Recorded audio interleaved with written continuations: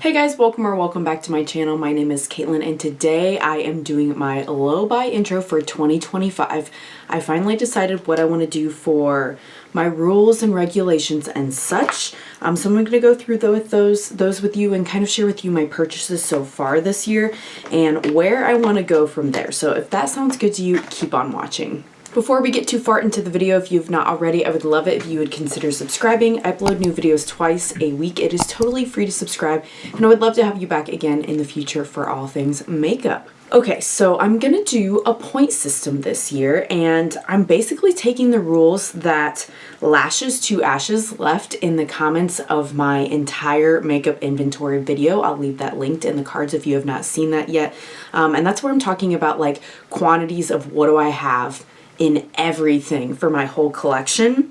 And the system shared with me makes a lot of sense for points as far as like earning your new purchases instead of just saying like one out, one in, and controlling individual categories. I like the point system of like you can spend the points on whatever you want, but you have to earn them. So I definitely know what I have bought already in 2025 is going to put me in the negative for points, but I'm hoping quantifying points will show me almost like monetary debt, right? That I have to like earn things. So here are the things that I have purchased, and as I go through, I'm going to explain like the points for each thing. So in January, I got the Night Terror collection from Unearthly Cosmetics because it was on sale. I think it was 60% off.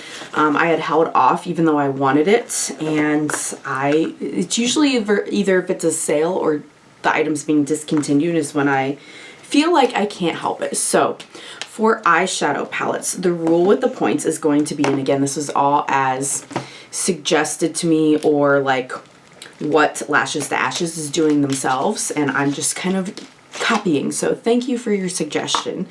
For eyeshadow palettes, the cost of how many points you're going to have to purchase something is going to be the number of pans divided by 2. So this is a 9 pan. So this is going to be 4.5 points for me purchasing this. Also in that collection was a liquid highlight. So full-size items like this are going to cost 1 point.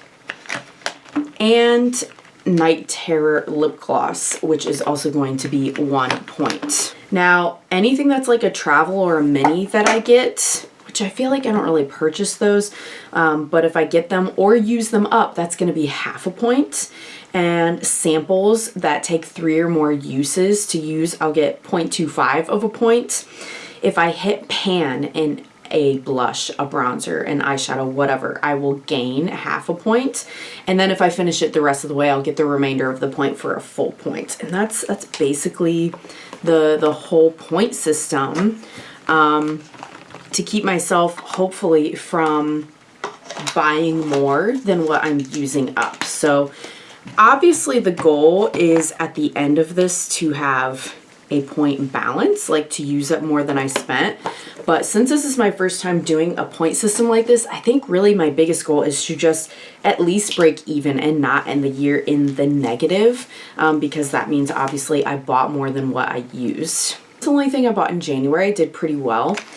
February not so well. Unearthly had another sale in February and it was a 50% off site-wide, and there were a few things again that I had been wanting that they made their way to me. The Devour palette.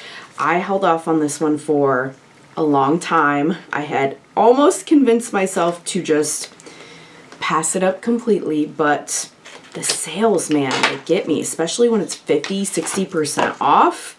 So we got the Devour palette.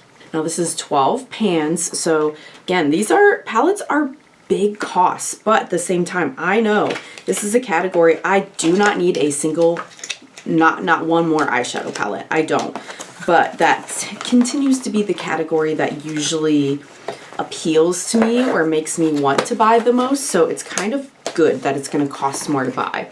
So that one's going to be 6 points.